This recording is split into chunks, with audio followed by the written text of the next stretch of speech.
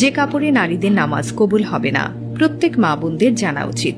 আমি আপনাদেরকে অনুরোধ করব ভিডিওটি একেবারে শেষ পর্যন্ত দেখার জন্য। যে কাপড়ে নামাজ পড়া মহিলাদের জন্য নিষিদ্ধ, এ সম্পর্কে প্রত্যেক মা বোনদের জানতেই হবে। প্রিয় দর্শক, খুবই গুরুত্বপূর্ণ একটি ভিডিও এটি।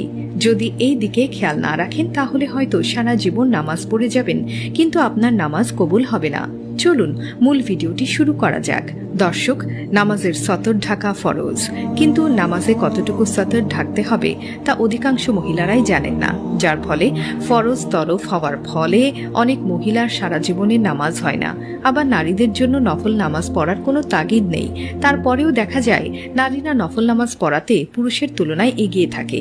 কিন্তু অনেক নারী কোনো ওজর ছাড়া বসে বসে সব নামাজ আদায় করে থাকেন। নারী পুরুষ যে কারোর জন্যই প্রয়োজন ছাড়া বসে বসে নামাজ পড়লে তাদের নামাজ হবে না। বিশেষ করে ফরজ নামাজ অবশ্যই দাঁড়িয়ে আদায় করতে হবে, কারণ সবার জন্য দাঁড়িয়ে নামাজ আদায় করাও একটি ফরজ কাজ। অবশ্য কোনো ওজর থাকলে সেটা ভিন্ন কথা। সাধারণত নারীরা অনেক সময় শাড়ি পরে নামাজ পড়ে থাকেন, আর শাড়িতে কোনোভাবেই পর্দা আদায় হয় না, কেননা শাড়ি পরে নামাজ পড়লে পর্দা লঙ্ঘন হবার সম্ভাবনা বেশি থাকে।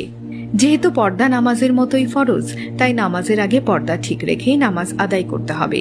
নারীরা যে পোশাক পরিধান করুক না কেন, সেই নারী যদি অন্ধকার ঘরে একাও নামাজ পড়ে থাকেন, তবে নামাজের সময় এই বিষয়গুলোর প্রতি লক্ষ্য রাখতে হবে, যার ব্যতিক্রম হলে নামাজ হবে না।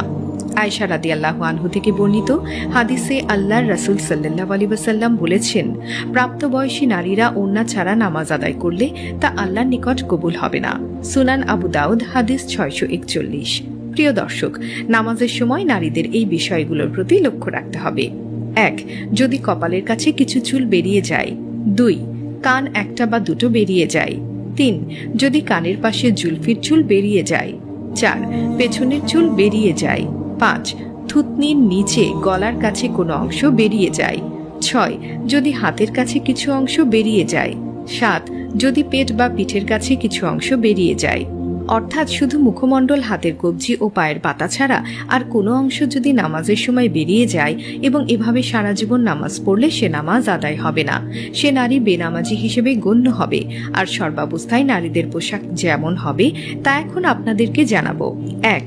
নারীদের ফরজ ও সুন্নত পোশাক হলো কামিজ বা ম্যাক্সি, যা গলা থেকে শুরু করে পায়ের গোড়ালির নিচে পাতা পর্যন্ত ঝুলবে। কামিজের বা হাতা কবজি কিংবা হাতের আঙ্গুল পর্যন্ত লম্বা হতে হবে। 2. আর মাথায় এমন হিজাব বা ওড়না পরিধান করতে হবে যাতে কোনোভাবেই গলা, ঘাড়, কান, মাথা ও জুলফির চুল কিংবা বুকের কোনো অংশ, পেটের কোনো অংশ তথা চামড়া দেখা না যায়। 3.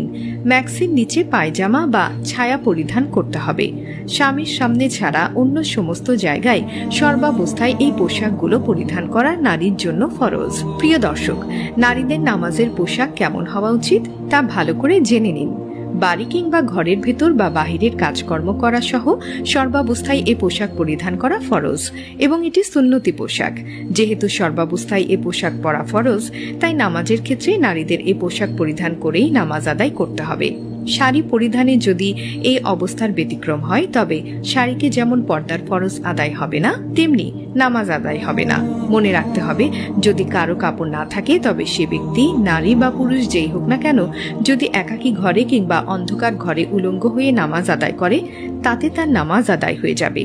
কিন্তু কাপড় আছে, অবহেলা করে পোশাক পরেননি, ফরজ সতর বেরিয়ে গেছে, সেখানে বেখেয়ালি তাকে নারী পুরুষ কারোরই নামাজ আদায় হবে না। এ অবস্থায় জীবনভর নামাজ আদায় করলে নামাজ আদায় হবে না। যেমন কোনো পুরুষ কাপড় থাকা সত্ত্বেও তার প্যান্ট এমনভাবে ঢিল করে পরিধান করে যার ফলে রুকু করতে গিয়ে নাভির কাছে কিছু অংশ কিংবা কোমরের কিছু অংশ বেরিয়ে যায়, তবে তাতে তার নামাজ আদায় হবে না। নারীদের পোশাকের ক্ষেত্রে পুরুষও দায়িত্বশীল হবে। তাদের জন্য সতর্কতা সেটি হলো, যে পুরুষের দায়িত্বে কোনো নারী থাকে, সে হতে পারে তার স্ত্রী, তার মা, তার বোন ইত্যাদি। তারা তাদের নামাজের পোশাক ঠিক আছে কিনা, তারা পর্দা করেন কিনা সে বিষয়ে খোঁজ খবর রাখা ও কর্তব্য ব্যক্তির একান্ত দায়িত্ব। যদি সে দায়িত্বশীল ব্যক্তির নামাজের ব্যাপারে খোঁজ খবর না রাখে কিংবা পর্দা ও নামাজের পোশাকের ব্যাপারে সতর্ক না করে বা ব্যবস্থা না করে, তবে এসব নারীদের তাদের দায়িত্বশীল পুরুষকে অপরাধী হিসেবে সাব্যস্ত করবে। সুতরাং দায়িত্বশীল সব পুরুষের উচিত হবে নারীর নামাজের পোশাক কিংবা পর্দার পোশাক সঠিক আছে কিনা সে বিষয়ে খোঁজখবর নেয়া। এটা পুরুষদের জন্য ফরজ দায়িত্ব। কেননা রাসূলুল্লাহ সাল্লাল্লাহু আলাইহি ওয়াসাল্লাম বলেছেন, দুনিয়াতে প্রত্যেকটি মানুষই দায়িত্বশীল এবং প্রত্যেকের তার দায়িত্ব সম্পর্কে জিজ্ঞাসাবাদ করা হবে। মুসলিম শরীফের হাদিস নাম্বার 4828। অর্থাৎ নামাজ শুদ্ধ হওয়ার অন্যতম একটি শর্ত হল সতর ঢেকে রাখা। নামাজি পুরুষের নাভির নিচ থেকে হাঁটু পর্যন্ত ঢেকে রাখা ফরজ। মহিলাদের মুখমণ্ডল ও 2 হাতের কবজি পর্যন্ত টাকনুর নিচে পায়ের পাতা ছাড়া সব অঙ্গকে ঢেকে রাখা ফরজ। তবে বিনা ওজরে পুরুষের মাথা, পেট, পিঠ, হাতের কোনোই খোলা রেখে নামাজ পড়লে তা আদায় হয়ে গেলেও মাকরু হবে। দর্শক, এখন আপনাদের ভালো করে জানতে হবে মহিলাদের নামাজের পোশাক কেমন হবে। ঢেকে রাখা অঙ্গগুলোর মধ্যে কোনো একটির 1/4 বা এর অধিক ইচ্ছাকৃত এক মুহূর্তের জন্য খুললেও নামাজ নষ্ট হয়ে যাবে। আর যদি অনিচ্ছাকৃত 1/4 বা তার বেশি খুলে যায় তাহলে তার জন্য 3 তাসবিহ পর্যন্ত সময় খোলা থাকলে নামাজ নষ্ট হয়ে যাবে। অর্থাৎ শতাংশ কম হলে ইচ্ছাই হোক আর অনিচ্ছাই হোক নামাজ নষ্ট হবে না।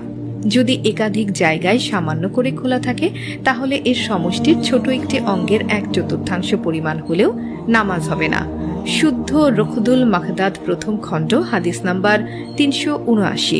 প্রিয় দর্শক, মহিলাদের চুলও সতরের অন্তর্ভুক্ত। একটি চুলের 1/4 বা ততোধিক খুলে গেলেও নামাজ নষ্ট হয়ে যাবে। তাবিয়েল হোকায়েত অনুরূপ এমন পাতলা পোশাক যাতে বাইরে থেকে ভেতরের অঙ্গগুলোর রং দেখা যায় তা দিয়ে নামাজ পড়লেও নামাজ শুদ্ধ হবে না। সূত্র রখদুল মুখতাদ।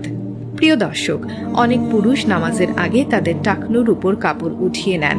এটি অত্যন্ত জরুরি বিষয়।